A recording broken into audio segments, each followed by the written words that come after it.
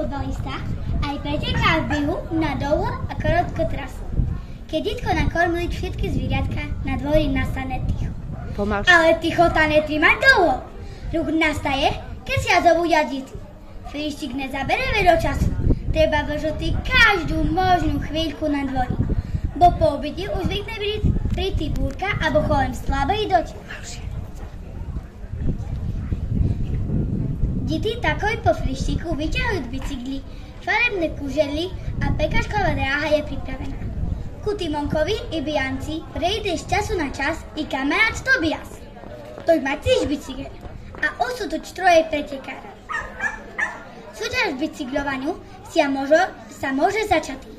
Každý chce byť prvší a mať zlatú medailu.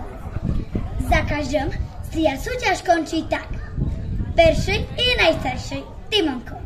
Druhý Tobias a tretia malá Bianka. No a po pretekoch je na dvori zás mnoho kriku. Kričať všetky deti a aj že pseko si hlásať holosným berchotom. Babka to už nemôže sluchať a snažiť sa to kriavok zastaviť. Prestaňte si žadať. Tobias sa tako na to ozve. My si nehadáme, my riešime len protest. Babka začudovaní pokrútiť hlavou, keď začuje Tobias. Preteky pokračujú ráno, sa prehúpne do poludne. Deti ďalej pretekajú i prítim holosnom kričať. Ešte šťastia, že v okolici nemá nikto malú detinu, ktorá by chodila spať. Babka zás napomína.